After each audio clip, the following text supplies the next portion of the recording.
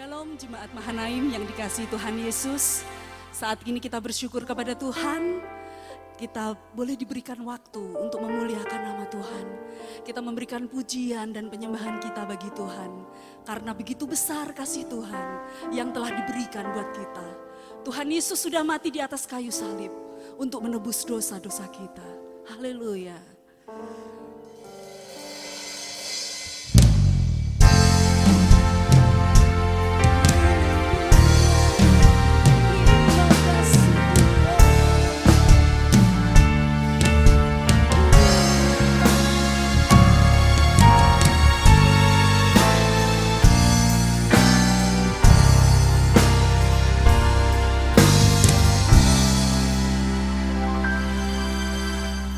Kasih yang terindah, hati yang mulia, hanya ku temukan di dalam-Mu, Yesusku. Pujian dari hatiku selalu di setiap waktuku, tiada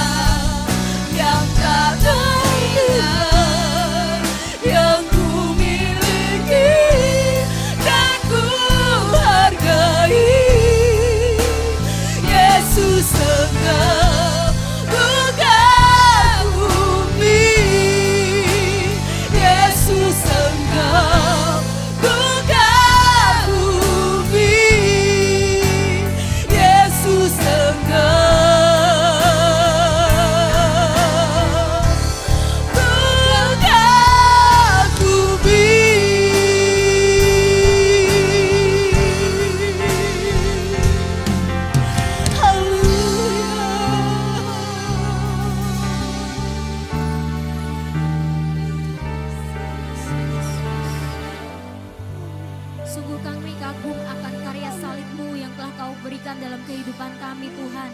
Kami mengucap syukur buat setiap pengorbanan yang telah Kau berikan dalam kehidupan kami. Sehingga kami boleh menjadi ciptaan yang baru oleh darah-Mu, oleh bilur-Mu yang telah menyelamatkan setiap kehidupan kami Tuhan.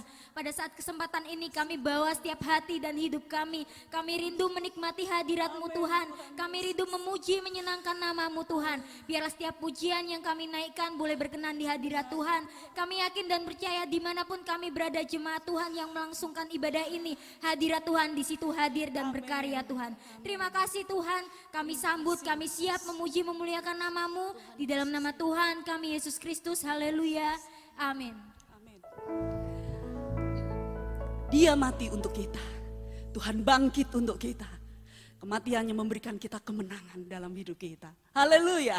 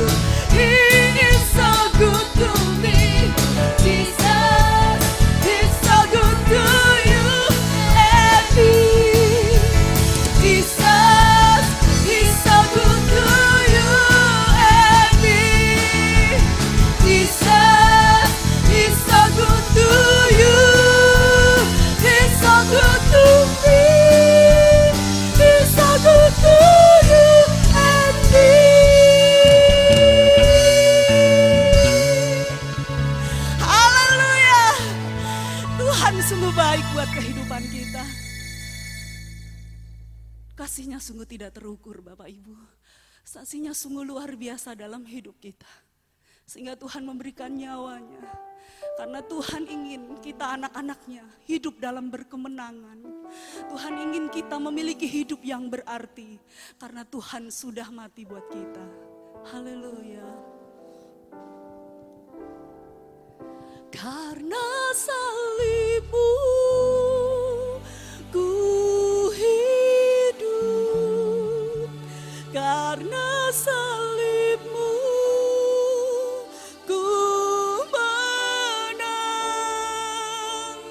Engkau yang berkuasa, sanggup untuk melakukan mujizat-Mu di hidupku.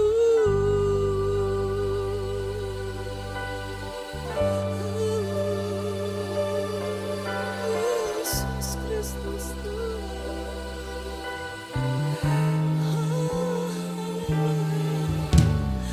hanya Kau Tuhan di hidupku. Kau berikan hidup yang baru. Darah-Mu menyucikan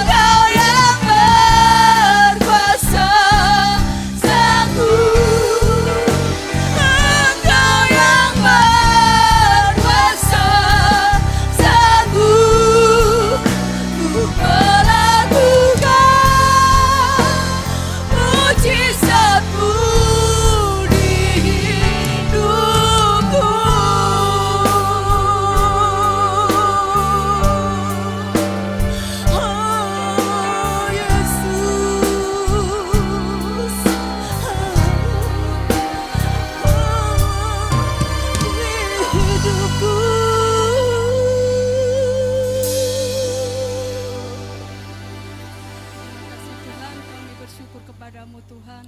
Kalau kami sudah memuji membesarkan nama-Mu Tuhan, biarlah pujian penyembahan kami Tuhan boleh menjadi dupa yang berbau di hadapan-Mu Tuhan. Biarlah ya Tuhan, Engkau senantiasa Tuhan hadir dalam setiap kehidupan kami ya Tuhan. Seberapapun kami yang hadir pada hari ini Tuhan, kami percaya Tuhan Engkau senantiasa menuntun kehidupan kami Tuhan. Dan kalau sebentar Tuhan, kami juga rindu Tuhan untuk mendengarkan kebenaran firman-Mu Tuhan. Biarlah firman-Mu yang menjadi kekuatan dalam setiap kehidupan kami. Firman-Mu yang akan memberikan penghiburan kepada kami Tuhan. Firman-Mu yang akan menuntun tiap langkah kami Tuhan, agar kami Tuhan tetap fokus kepada Engkau ya Tuhan. Hamba-Mu yang sudah Engkau persiapkan untuk menyampaikan kebenaran firman-Mu Tuhan. Biarlah Engkau pakai kehidupannya lebih hari lebih heran ya Tuhan. Engkau tambahkan hikmat urapan yang dari Engkau ya Tuhan. Di dalam hamba-Mu melayani pekerjaan-Mu Tuhan untuk menyampaikan kebenaran firman-Mu ya Tuhan kepada setiap kami ya Tuhan. Terima kasih ya Tuhan, terima kasih Tuhan. Biarlah kami sambut firman-Mu dan kami peralaskan doa kami hanya di dalam nama Tuhan Yesus Kristus. Amin. Puji Tuhan, selamat sore Pak Ibu, selamat kita diberkati Tuhan dalam ibadah kita sore hari ini. Saya sangat bersyukur pada Tuhan lewat Ibu Gembala Tuhan izinkan untuk berbagi kebenaran firman Tuhan. Doa kami Bapak Ibu selalu dalam keadaan sehat, dalam perlindungan Tuhan dan hidup dalam keberkatan Tuhan. Amin. Tuhan menjaga dan melindungi kita dari wabah-wabah penyakit, dari hal-hal apapun. Terima kasih buat kesempatan yang diberikan oleh Ibu Gembala kepada saya. Dan mari kita langsung masuk dalam kebenaran firman Tuhan ya. Saudara mungkin cari Tante Yulin gak ada ini, pulang kampung beliau, mau merayakan Isra Mi'raj di sana. Ya. Jadi ya doakan saudara mungkin seminggu ya, kangen sama mamanya katanya. Oke. Mari kita masuk dalam kebenaran firman Tuhan. Saya ingin melanjutkan apa yang saya sampaikan di pagi hari tadi. Nah coba lihat di dalam Yakobus pasal 5. Masih sambungan juga minggu lalu Pak Ibu. Jadi firman Tuhan kita ini berurutan ya, berurutan, tidak seperti tahun-tahun lalu. Nah coba lihat di dalam Yakobus pasal 5, kita baca ayat 16 saja.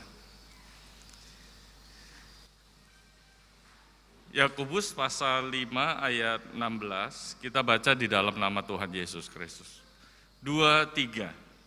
Karena itu hendaklah kamu saling mengaku dosamu dan saling mendoakan, supaya kamu sembuh. Doa orang yang benar, bila dengan yakin didoakan, sangat besar kuasanya. Ya, puji Tuhan, terima kasih buat kerjasamanya dan silakan duduk. Saudara, Pak Ibu yang dikasih Tuhan, tema besar kita adalah membangun pasukan. Dan Tuhan tidak sembarangan memilih pasukannya. Prajurit-prajuritnya dia pilih sesuai dengan klasifikasi yang Tuhan tetapkan. Dan kita sudah belajar, ternyata klasifikasi Tuhan yang masuk dalam prajurit pilihan Tuhan adalah yang pertama yang tidak takut dan tidak gentar terhadap musuh, lawan, yaitu kuasa kegelapan. Yang kedua adalah orang yang waspada, berjaga-jaga. Nah kita sudah belajar bentuk berjaga-jaga, berbagai macam bentuk berjaga-jaga, salah satunya adalah berdoa. Nah minggu lalu kita bahas ayat ini, doa. Doa yang besar kuasanya itu harus alamatnya benar, harus sikap hidupnya, cara hidupnya benar. Kemudian yang ketiga, sikap dalam berdoanya juga benar. Nah, pada sore hari ini saya mau simpulkan. Kalau saudara lihat ini, doa bila dengan yakin didoakan sangat besar kuasanya. Nah, kata orang benar di situ menjadi kuncinya. Nah, alamat yang benar, cara hidup yang benar, sikap dalam berdoa yang benar, saya dapat rangkum dalam satu keseluruhan yaitu orang benar, dinamakan orang benar. Nah, mari kita belajar sore hari ini yang dinamakan orang benar itu siapa? Memang masuk dalam tadi alamat benar, kemudian cara hidup yang benar, kemudian sikap berdoa yang benar. Nah, makanya ini sore kesimpulannya Pak Ibu. Orang benar makin kita diteguhkan melalui kebenaran firman Tuhan. Nah, siapa orang benar itu? Nah, tadi pagi sudah bahas yang pertama. Di dalam Kejadian pasal 6 ayat 9, Nuh adalah orang yang benar. Orang yang tidak bercela di hadapan Tuhan dan bergaul dengan Allah. Coba lihat di dalam Kejadian, saya tidak ulang ini yang disampaikan di pagi hari, nanti saudara mungkin ya. Kejadian 6 ayat 9, inilah riwayat Nuh. Nuh adalah seorang yang benar dan tidak bercela di antara orang-orang sezamannya. Dan Nuh itu hidup bergaul dengan Allah. Jadi siapa orang benar? Orang benar adalah orang yang tidak bercela. Nah, coba bandingkan dengan kata benar yang sering digunakan di dalam Perjanjian Baru. Digunakan kata diakosune. Diakosune ini mempunyai beberapa pengertian, yaitu integritas. Jadi orang yang tidak bercela itu adalah orang yang berintegritas. Berintegritas itu apa? Nah, Merriam Webster dalam kamusnya dia jelaskan integritas itu adalah ketaatan yang teguh. Jadi bukan ketaatan hari ini taat, besok tidak taat, Pak Ibu. Tetapi ketaatan yang teguh, hari ini taat, besok taat, lusa taat, dan seterusnya dia taat. Tidak mudah diombang-ambingkan ketaatannya. Ketaatan yang teguh terhadap apa? Terhadap nilai-nilai kebenaran. Itulah orang yang berintegritas. Nah, kata diakosune ini juga mengandung pengertian selain integritas, tidak menghakimi. Saya katakan tadi, banyak gereja-gereja sekarang coba menghakimi orang-orang di luar sana. Bagaimana kita mau mewartakan Injil kabar baik itu kepada mereka? Philip Yancey dalam bukunya tentang keselamatan, dia tulis gini, percakapan dia dengan seorang PSK, seorang pelacur. Dia katakan, kenapa kamu lakukan ini? Ya, saya untuk memenuhi kebutuhan. Anak-anak saya di rumah butuh makan, butuh sekolah, butuh dana untuk sekolah. Ada 2 anak saya di rumah. Makanya saya kerjakan ini. Nah, kemudian Philip Yancey dia katakan, kenapa kamu tidak datang ke gereja, minta tolong kepada gereja. Nah, dengan sedikit histeris, perempuan ini berkata, gereja, nah, dia katakan seperti itu, gereja, bukankah gereja membuat saya sadar, saya orang berdosa, tetapi di gereja, orang-orang akan melihat saya, dan saya sepertinya orang yang paling berdosa di dunia ini. Nah, itu dalam bukunya itu. Jadi saudara, seringkali di gereja justru penghakiman yang terjadi. Justru penghakiman, saling menghakimi si A, si B, dan sebagainya. Nah, orang benar tidak menghakimi, Pak Ibu. Penghakiman itu hak otoritas dari Allah, bukan kita, Pak Ibu. Amin. Pembalasan di kitab Roma, pembalasan itu haknya Allah. Jangan kita menuntut balas dan sebagainya kepada orang yang jahat kepada kita, karena itu haknya Tuhan. Karena itu mari Pak Ibu, saudara kasih Tuhan, bangun cara hidup yang benar. Cara hidup yang benar itu yang gimana? Integritas. Cara hidup yang benar yang bagaimana? Tidak memahakimi. Cara hidup yang benar yang bagaimana? Tidak munafik, kata diakosune itu. Kemudian cara hidup yang benar diakosune itu rajin untuk berbuat baik. Nah, itu sudah pagi hari tadi. Nah, saya ingin bahas yang kedua. Ya, sore hari ini, orang benar itu siapa? Tadi yang pagi, orang benar itu adalah orang yang tidak bercela. Kemudian lihat di dalam Perjanjian Baru, diakosune itu. Nah, mari coba kita perhatikan kata orang benar ini, siapa orang benar? Nah, coba lihat di dalam Roma pasal yang pertama. Roma pertama ayat yang ke-16 dan 17 saja.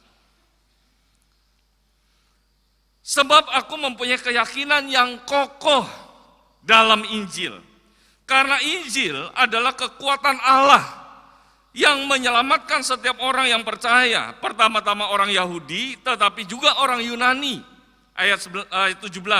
Sebab di dalamnya nyata kebenaran Allah yang bertolak dari iman dan memimpin kepada iman, seperti ada tertulis, orang benar akan hidup oleh iman.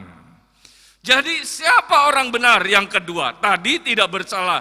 Orang benar yang kedua adalah orang benar yang hidupnya itu dengan iman. Yang percaya sama-sama katakan amin. Amin Pak Ibu. Jadi siapa orang benar? Orang benar itu adalah orang yang hidupnya dengan iman. Hidupnya itu dalam iman. Tidak lepas dari iman. Tidak pernah sedikit pun dalam hidupnya itu terlepas dari iman percayanya kepada Tuhan. Nah, coba lihat, bandingkan dengan Ibrani pasal yang ke-11. Saya tidak bicara tentang definisi iman, kalau definisi iman di ayat yang pertamanya. Nah, coba lihat di ayat yang ke-6. Ibrani pasal 11 ayat yang ke-6.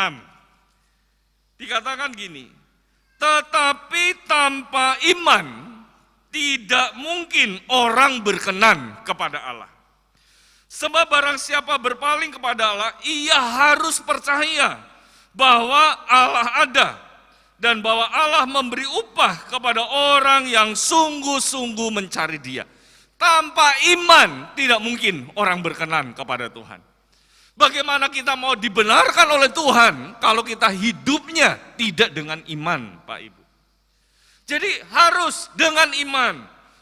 Karena iman, ya, tanpa iman tidak mungkin orang berkenan. Nah, ada dua kalimat kunci di ayat 6 ini. Yang pertama adalah percaya bahwa Allah ada.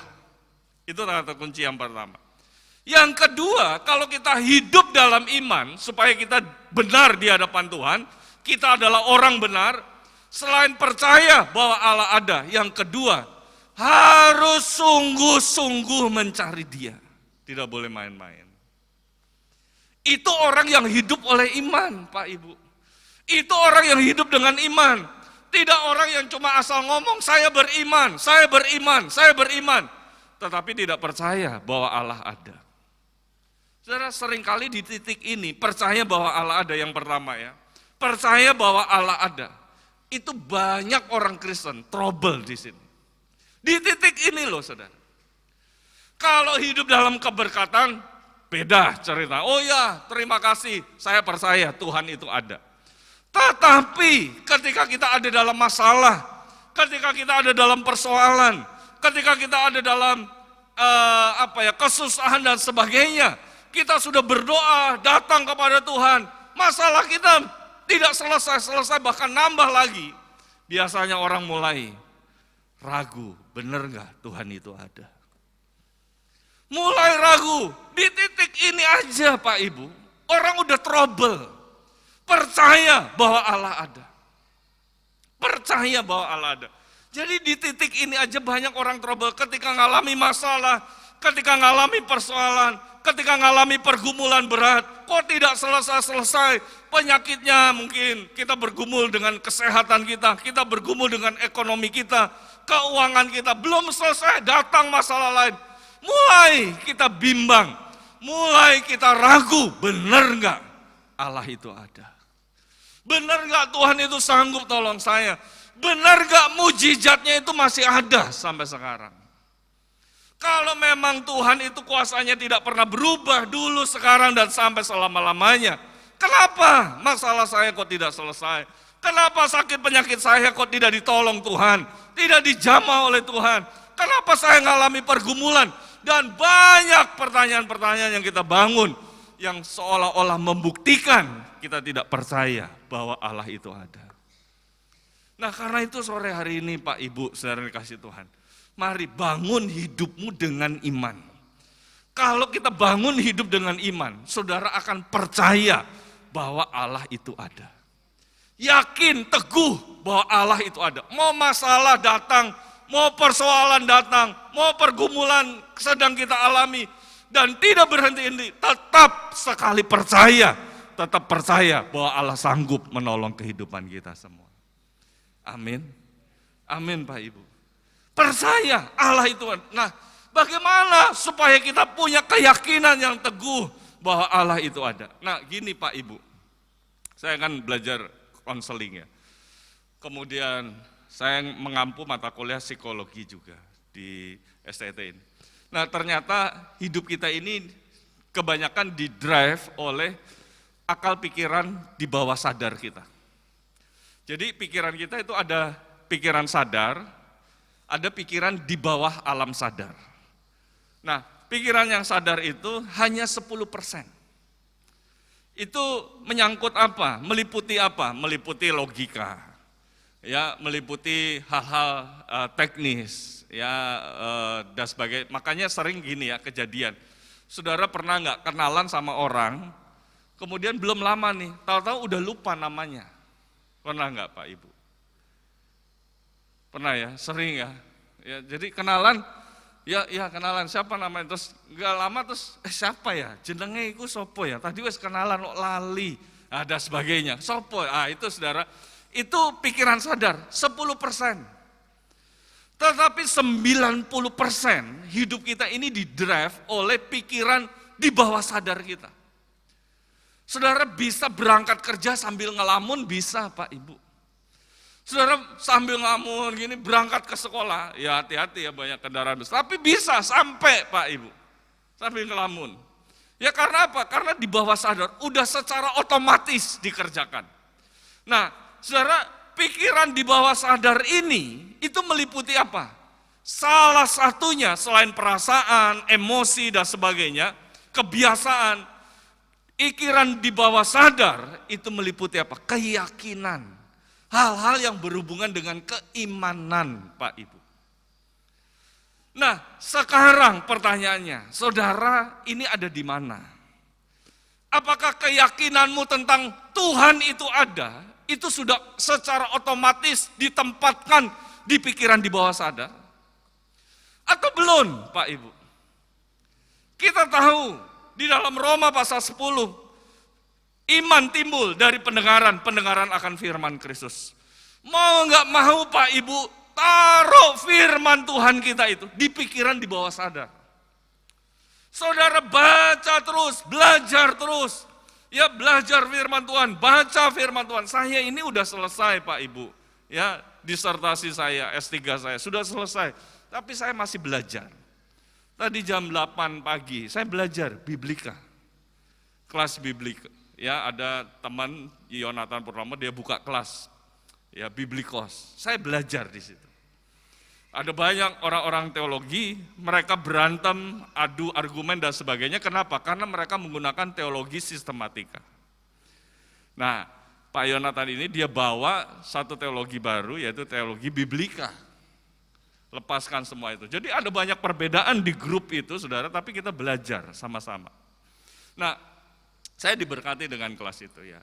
Ada banyak hal-hal baru yang disingkapkan oleh beliau.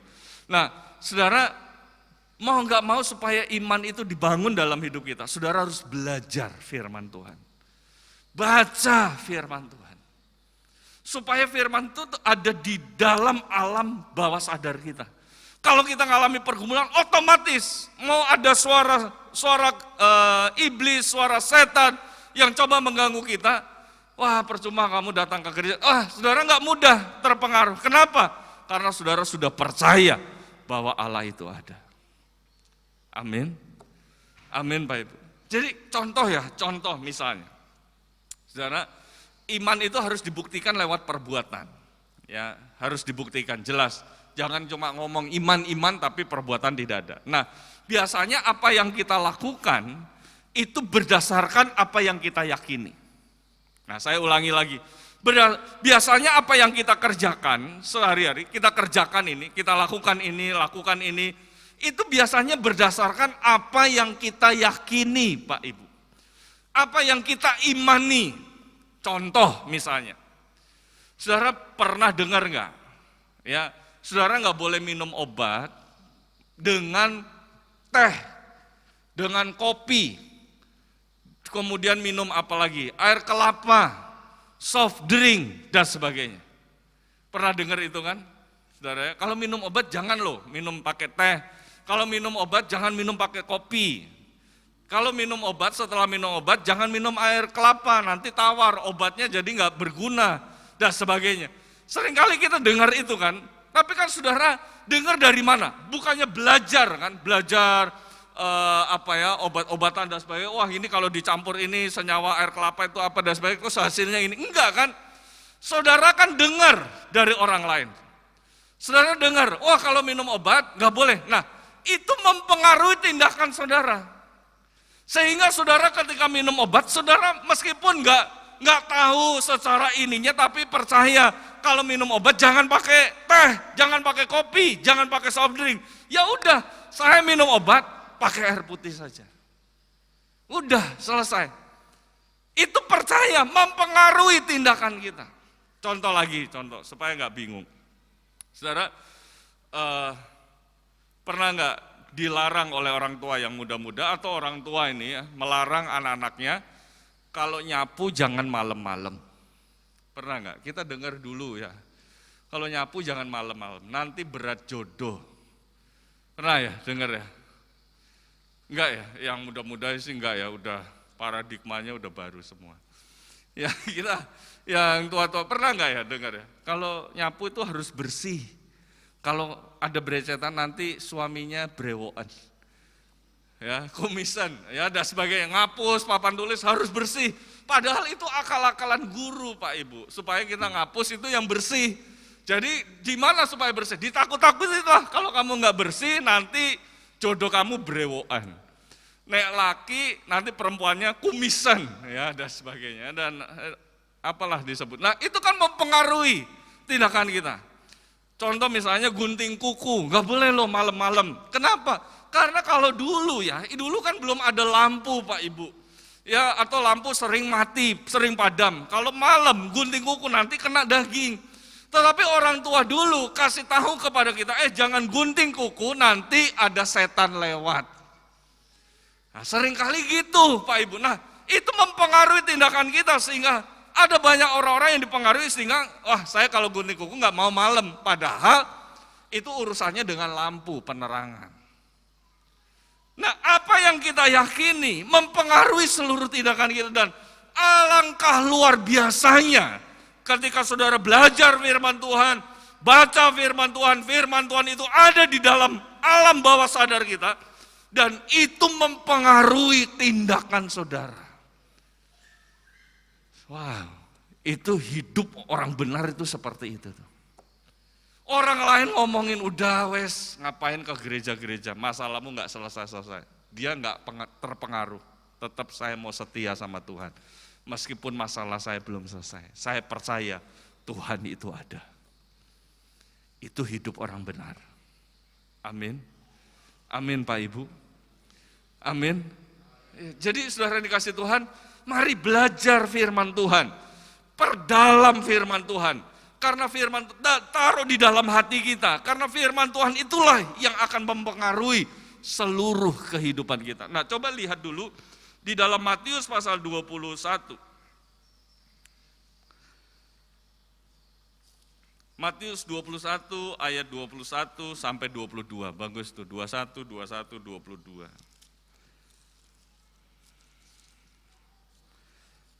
Coba lihat ayat 21. Yesus menjawab mereka, "Aku berkata kepadamu, sesungguhnya jika kamu percaya dan tidak bimbang, kamu bukan saja akan dapat berbuat apa yang kuperbuat dengan pohon ara itu, tetapi juga jikalau kamu berkata kepada gunung ini, beranjaklah dan tercampaklah ke dalam laut, hal itu akan terjadi.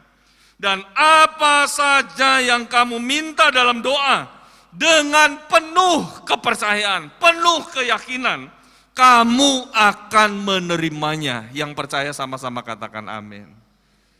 Kalau kita doa dengan penuh kepercayaan, bukan setengah percaya, bukan setengah ragu-ragu dan sebagainya, bimbang, tidak, tapi benar-benar percaya, firman Tuhan katakan, pasti kita akan menerimanya.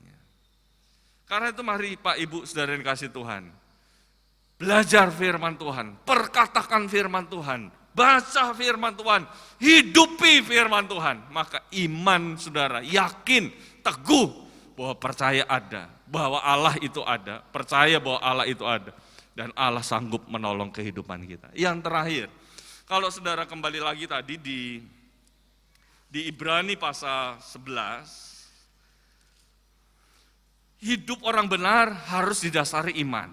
Nah, hidup yang dalam iman, oleh iman itu yang bagaimana? Tadi harus percaya Allah itu ada. Yang kedua, yang terakhir, sungguh-sungguh mencari Dia.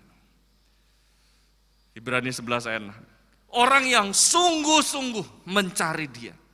Kalau kita percaya bahwa Allah itu ada, mari Pak Ibu, ikuti lagi langkah selanjutnya. Saudara harus sungguh-sungguh mencari Tuhan. Ini sungguh-sungguh mencari Tuhan bukan mencari, ya kemana ya Tuhan. Tuhan itu sudah ada dalam hidup kita, amin.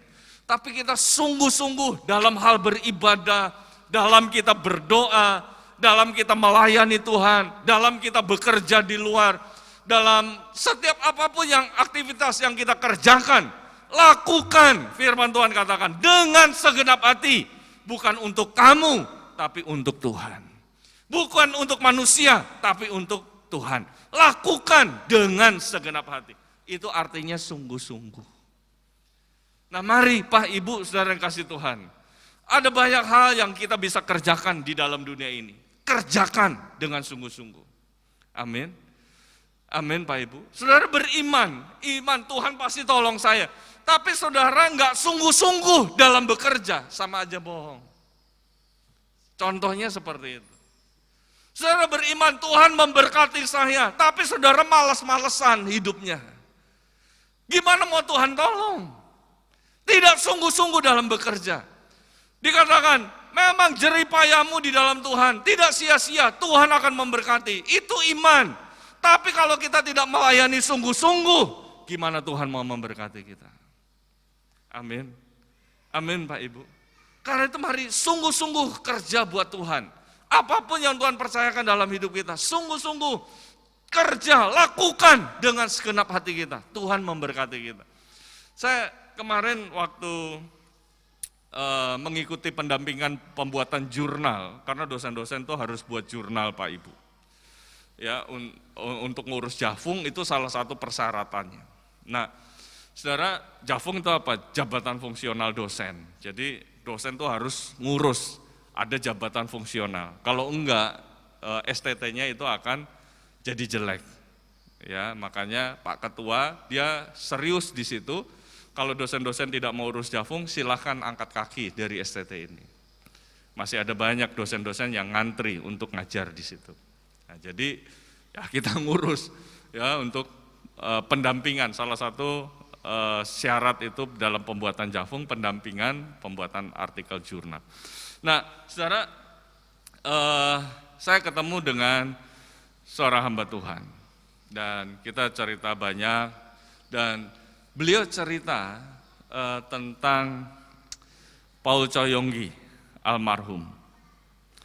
Kita tahu dia dalam bukunya 4 dimensi. Saudara pernah baca itu bukunya 4 dimensi. Di situ dia tulis banyak hal, bagaimana dia dari hamba Tuhan biasa, hamba Tuhan di desa, sederhana, hidup pas-pasan, hidup serba kekurangan bahkan, tapi kemudian punya mimpi besar, seperti dia bahasakan dalam kandungan. Ya, dia katakan kepada orang-orang, wah ini Tuhan akan ini dan sebagainya, itu bahasa iman. Nah, ternyata cerita teman saya ini beda. Ada satu sisi yang saya cari-cari tidak temui itu ya, tapi mungkin kesaksian pribadi beliau. Waktu beliau membangun tempat ibadah yang besar. Dari kecil, beliau katakan kepada jemaatnya, ayo kita kumpulkan dana. Karena Tuhan suruh dia untuk bangun tempat ibadah yang lebih besar. Nah kemudian dilakukan gerakan aksi dana. Dan ketika dilakukan itu, orang-orang yang mengumpulkan aksi dana itu terkejut setelah dihitung uangnya ada dijumpai mangkok dan sumpit di dalam kantong itu. Di dalam kantong itu ada mangkok dan sumpit. Kemudian dilaporkan kepada Paul Choyonggi. Paul Choyonggi sempat marah. Wah ini main-main ini. Selidiki siapa orang ini yang memberikan sumpit dan mangkok. Wah kan orang banyak Pak, jemaatnya itu ribuan. Ya gimana nih, selidikin, ternyata selidikin saudara, benar-benar diselidikin, ketemu siapa orangnya. Ternyata orangnya itu adalah pengemis, yang sering ngemis di depan gereja, ada tempat makan, dia ngemis di situ. Jadi dia nunggu orang kasih makan sama dia, dan di mangkoknya itu, kemudian orang kasih makan, dia makan pakai sumpit. Nah, itu seluruh kehidupan dia kan, seluruh kehidupan dia, mangkok dan sumpit, itu seluruh nafkah dia. Dia nggak punya apa-apa lain, apa-apa lagi selain mangkok dan sumpit. Nah, waktu gereja itu membuat gerakan untuk cari dana, dia kasih sumpit dan mangkok itu, seluruh kehidupannya. Dia kasih semuanya. Nah, ketika Paulus Yonggi dengar itu, dia tersentuh. Dia bilang, cari pengemis itu. Cari sampai dapat. Kalau sudah dapat, bawa ke gereja. Pelihara dia. Kasih baju, kasih makan, kasih apa, fasilitas segala macam. Layani dia. Dan akhirnya ketemu saudara. Dilayani benar-benar. Dan Paulus Yonggi di depan jemaat dia katakan, ribuan jemaat. Ini orang yang sungguh-sungguh, imannya sungguh-sungguh di dalam Tuhan. Dia berani serahkan seluruh hidupnya untuk Tuhan. Saudara, Tuhan tidak pernah berhutang. Amin. Amin Pak Ibu. Amin. Tidak pernah berhutang. Kalau saudara layani Tuhan dengan sungguh-sungguh, saudara kerja buat Tuhan dengan sungguh-sungguh, saudara lakukan apa yang Tuhan percayakan dalam hidup saudara dengan sungguh-sungguh, percaya Tuhan itu tidak pernah berhutang. Tuhan akan memberikan upah yang besar di dalam kehidupan kita. Tuhan akan menolong kita semua dan memberkati kita semua. Amin. Dalam surga, di dalam nama Tuhan Yesus Kristus, kami bersyukur buat campur tangan Tuhan dan pemeliharaan Tuhan yang selalu ada dalam kehidupan kami. Dan sore hari ini di dalam ibadah kami mau naikkan setiap doa syafaat kami kepadamu Tuhan. Kami mau berdoa buat pemerintahan kami, bangsa Indonesia, Tuhan memberkati dan Tuhan menolong selalu dari jajaran yang tertinggi sampai yang terendah, Bapak Presiden, Wakil Presiden, semua jajaran yang terlibat untuk membantu pekerjaan di negara kami serahkan dalam tangan Tuhan. Tuhan berikan roh ketaatan, roh kejujuran, dan setiap program-program kerja yang ingin dilakukan, Tuhan berikan keberhasilan dan Tuhan berikan jalan keluar apabila mengalami kendala Tuhan. Kami mau berdoa juga buat perang yang sedang terjadi antara Rusia dan Ukraina. Kami berdoa Tuhan supaya perang ini tidak melebar dan tidak memakan banyak korban Tuhan. Biarlah Tuhan yang menolong dan Tuhan yang menyadarkan mereka Tuhan, agar tidak terjadi dampak bagi negara-negara yang lain tentunya Tuhan. Kami juga terus berdoa buat kesehatan setiap kami dari sakit penyakit yang hari-hari ini sedang menyerang, virus-virus COVID yang masih ada, Omikron dan sebagainya. Kami serahkan dalam tangan Tuhan. Tuhan melindungi kami, Tuhan yang terus memberikan kami kekuatan kesehatan. Tuhan menolong buat para tenaga medis, dokter, suster, perawat-perawat yang ada, Tuhan terus berikan kekuatan dan kemampuan.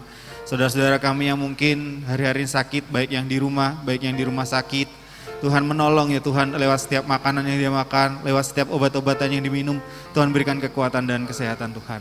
Kami juga terus berdoa buat pendidikan yang ada di Indonesia, yang mungkin hari-hari ini masih sedang sistem online. Tuhan terus menolong buat setiap anak-anak-Mu Tuhan, supaya mereka dapat bertumbuh, tetap menjadi anak yang pintar, tetap menjadi anak yang luar biasa Tuhan, guna untuk hormat kemuliaan nama-Mu Tuhan. Kami juga berdoa buat setiap gereja-gereja yang ada Tuhan, di hari-hari ini Tuhan, di daerah-daerah Jabodetabek dan sekitarnya, beberapa gereja sudah ditutup Tuhan karena banyak kasus COVID yang ada.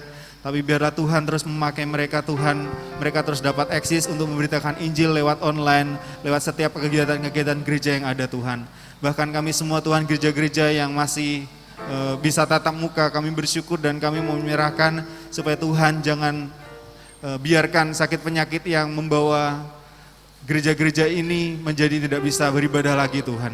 Terima kasih Tuhan, kami mau serahkan juga buat pelayanan di tempat ini, Gereja GBD Mahanaim.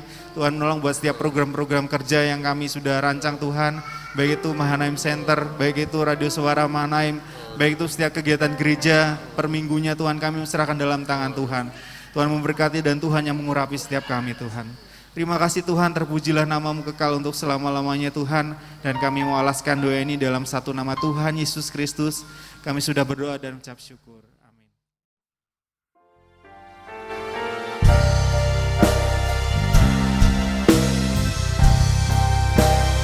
Kiranya Engkau memberkati aku berlimpah-limpah dan memperluas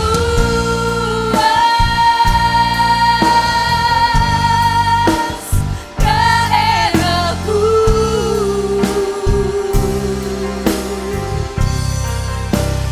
Dan kiranya tangan-Mu menyertai aku dan melindungi aku daripada malapetaka,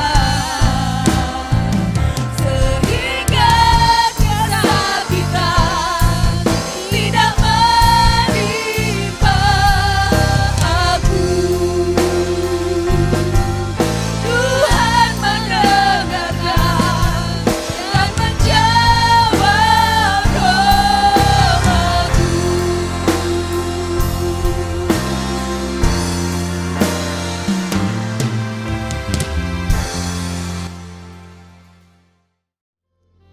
Maha besar Allah Bapa di dalam sorga, Tuhan Yesus Kristus. Kembali pada akhir kebaktian ini ya Tuhan, kami datang kepadamu, kami bersyukur dan berterima kasih kepadamu buat kehadiranmu di tengah-tengah ibadah kami. Tuhan sudah berfirman kepada kami melalui hamba-Mu, materaikanlah firman-Mu di dalam hati dan kehidupan kami. Kami boleh menjadi anak-anak-Mu yang dapat memahami setiap firman-Mu.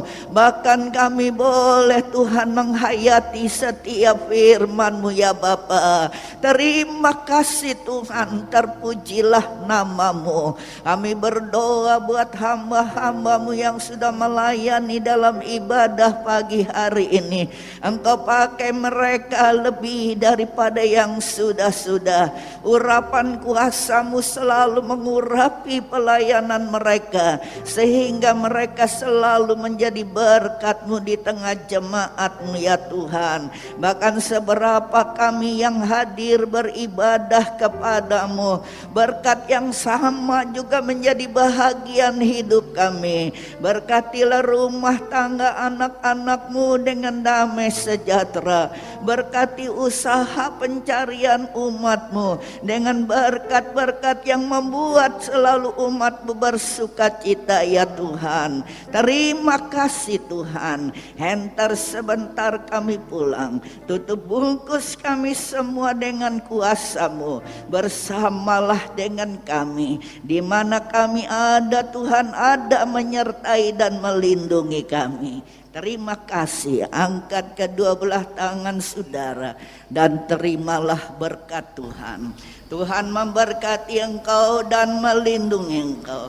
Tuhan menyinari engkau dengan wajah-Nya dan memberi engkau kasih karunia yang berlimpah-limpah. Tuhan menghadapkan wajah-Nya kepadamu dan memberi engkau damai sejahtera yang seperti gelombang-gelombang laut yang tidak pernah berhenti menjadi bahagian hidupmu.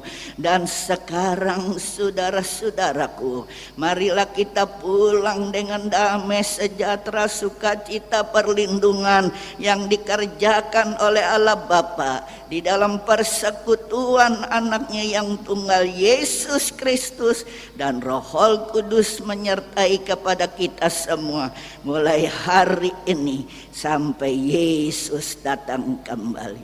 Terima kasih Tuhan buat berkat-Mu. Kami terima di dalam nama Tuhan Yesus Kristus.